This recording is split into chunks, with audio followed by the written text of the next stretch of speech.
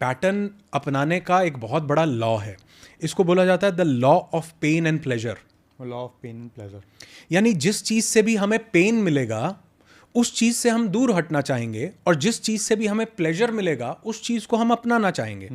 अब हमने क्या किया, हम जिन चीजों के प्रति फेमिलियर हो गए हैं, अभी थोड़ी देर पहले कंफर्ट जोन की बात हुई ना, तो जिस चीज से मैं फेमिलियर हो गया उसमें मुझे पेन नहीं है।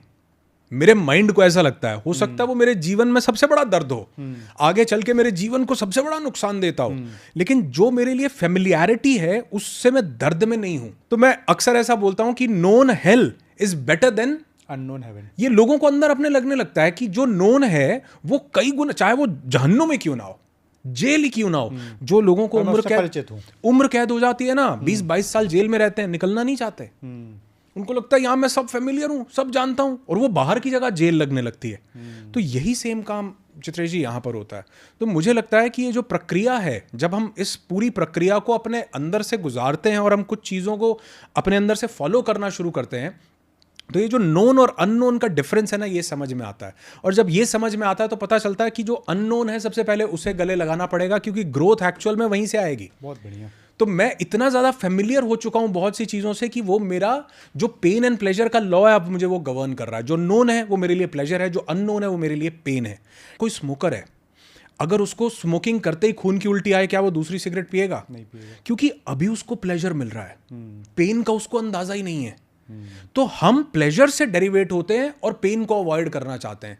तो जिन भी चीज़ों का करंट में बड़ा छोटे समय में मुझे प्लेजर मिल रहा है मैं उनको पा लेता हूं, जो भी चीज़ें नोन है मैं उनको पकड़ लेता हूं, लेकिन एक्चुअल में जर्नी यहां से शुरू नहीं होती। और यहीं पर आपको पता होगा कि हम कई बार अपने जब हम सप्त चक्र ध्यान करते हैं तो उसमें हम ये बात करते हैं कि जो व्यक्ति की चेतना, उसकी एनर्जी मूलाधार में स्टक है, वो नोन में ही रहना चाहेगा, वो फ्यूचर के पेन में ही रहना चाहेगा।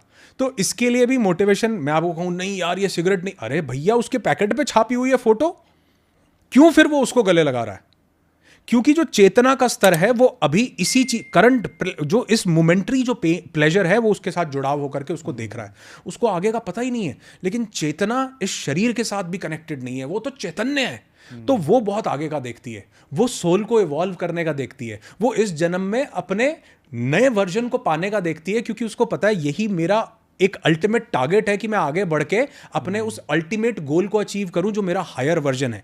तो इसलिए जब वो अंदर की यात्रा शुरू होती है तो इंसान वो प्लेजर को ना देखते हुए बल्कि कल के प्लेजर को देखता है कि आज मैं कौन सी चॉइसेस करूंगा जिससे मुझे आने वाले समय में मैं अपने आप को बेटर कर पाऊंगा। और ये कभी भी आप किसी के कहने से, सिगरेट के पैकेट पे प्रिंट कर देने से, लेबल लगा देने से ये नहीं होगा। ये तभी होगा जब चेतना मूलाधार से ऊपर उठेगी।